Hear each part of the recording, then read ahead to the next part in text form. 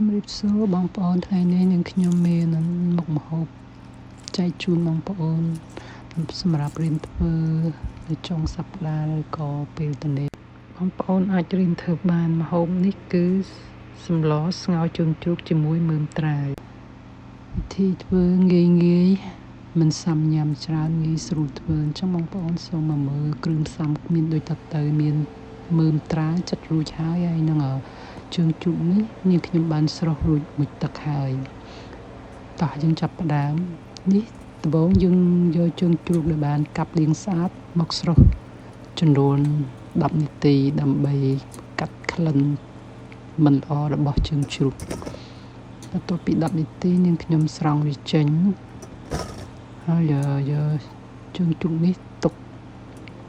មួយឡែកសិនហើយនាងខ្ញុំចាប់ផ្ដើម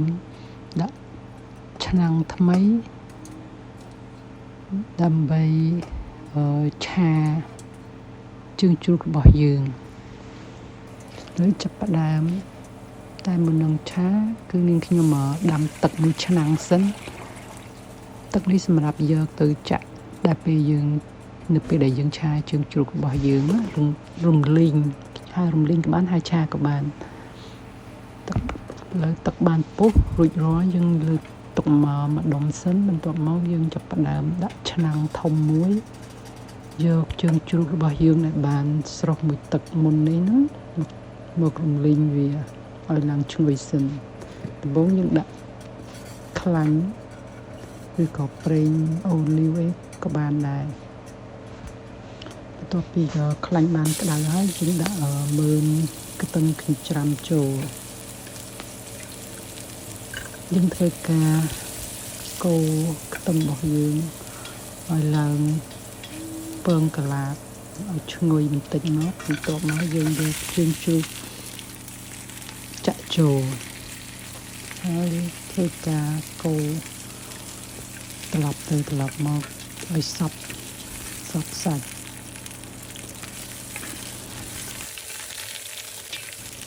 ឃើញថាជើងជ្រូករបស់ខ្ញុំបានកូររំលីងរួចហើយជាមួយនឹងខ្ទឹមខ្ទឹមពងហើយយើងធ្វើការដាក់គ្រឿងផ្សំចូលមានអំបិលដាក់មួយកន្លះស្លាបព្រាកាហ្វេម្រេចមួយស្លាបព្រាបាយដាក់ឲ្យហឹរបញ្ឈ្ងាញបងប្អូនសម្រាប់ស្ងោរជើងជ្រូកនេះបន្ទាប់មកដាក់ស៊ុបខ្នុរមួយស្លាបព្រាបាយនិងស្ករសកន្លះស្លាបព្រាបាយយើងធ្វើការកូរច្បល់សាច់ឲ្យចូលជាមួយនឹងគ្រឿងផ្សំបន្ទាប់មកបន្ថែមទឹកត្រីមួយស្លាបព្រាបាយដើម្បីឲ្យការរំលីងរបស់យើងវាមានជាតិឈ្ងុយនិងធ្វើឲ្យស្ករយើងឡើងក្រហមពេលដែលយើងចាក់ទឹកពុះដាំរួចចូលមកធ្វើឲ្យទឹកសម្លរបស់យើងមានសម្រស់ស្អាតនិងរសជាតិឆ្ងាញ់បងប្អូនឃើញទេពេលដែលយើងចាក់ទឹកចូលទៅទឹកសម្លយើងឡើងពណ៌ក្រហមស្អាតដោយសារនាងខ្ញុំបានដាក់ស្ករនិងទឹកត្រីដល់អញ្ចឹងធ្វើឲ្យទឹកសម្លរបស់យើងមានពណ៌គួរឲ្យចង់ញ៉ាំតើមកយើងធ្វើការបិទ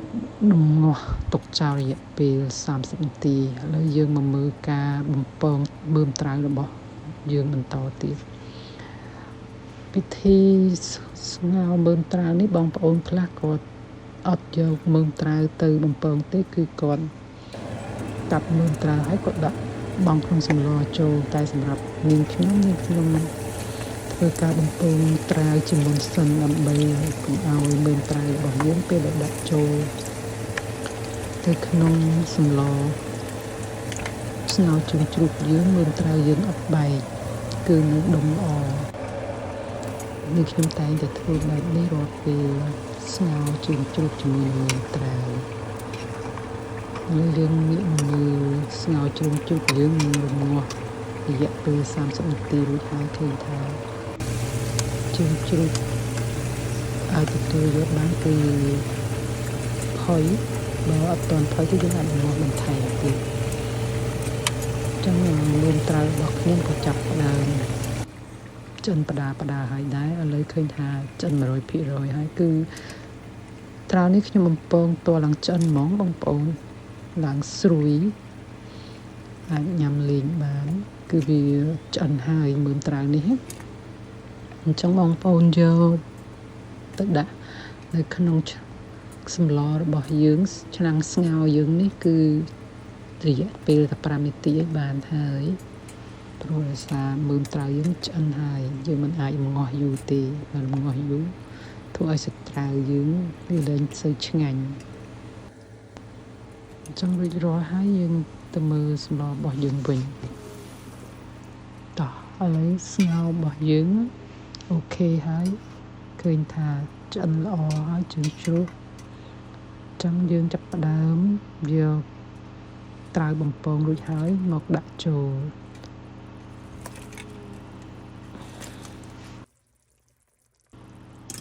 បងប្អូនធ្វើការចម្អិន